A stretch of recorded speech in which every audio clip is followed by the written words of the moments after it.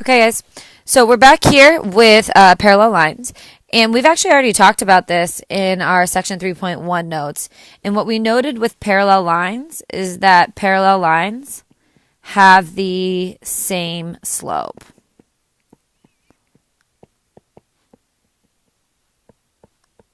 Okay?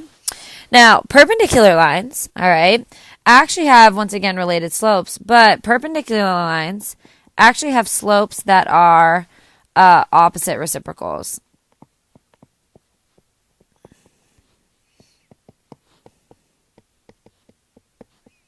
Okay, so to see what I mean by that, all right, for letter A, the slope of line A is negative 2/3. And so if I want to talk about the parallel line, the slope of the parallel line is negative 2/3.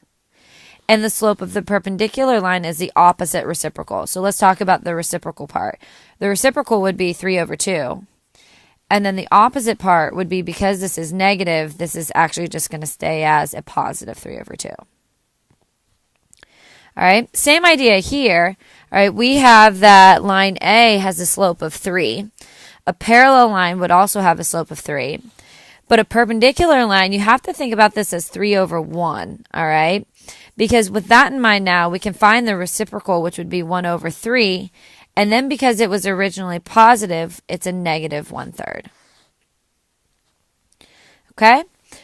Now, we get through graphing, okay? And for graphing, we always have to start with the y-intercept, all right? And this is really quick, all right? But we start with our y-intercept, and then from there, we have to slope it. So let's talk about what our slope means, okay?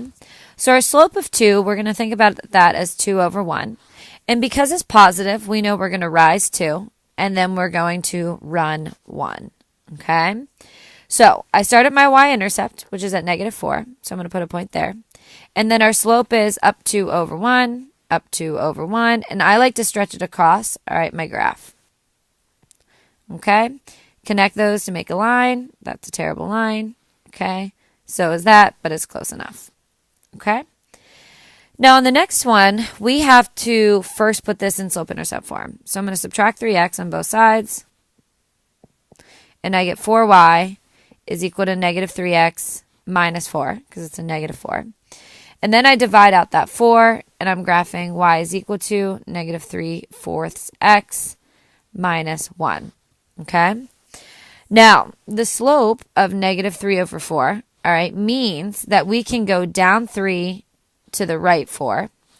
But it also means we can go up, but to the left 4. Both of those would result in a negative slope. So we're going to go to -1, and we're going to first go down 3/4, okay? But I can't go any further there. So on this original point, I'm going to go up 3 and then to the left 4, okay? And then we connect those to make our line. Okay? All right. Our last little bit is we have to determine if lines A, B, and CD are parallel, perpendicular, or neither. And it's all about finding the slope, okay? So we're going to start with this first one, and we need to find AB and CD, what's going on with them, okay?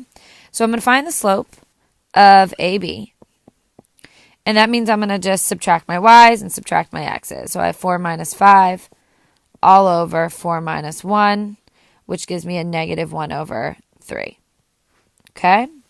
Now, the slope of CD is, we're going to start with -5, and it's going to be a minus a -10, which turns into +10.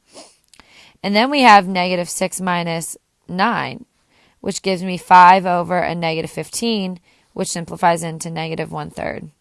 And because I know that these are the same, all right, my slopes are going to be parallel. Okay? Now, if we would have solved for CD and we got 3, all right, then the slopes would have been perpendicular because it would have been the opposite reciprocal. Okay? All right. So we're going to stop there, all right, once again. And we're not going to go through these two right here. All right? And so come back and we're talking about writing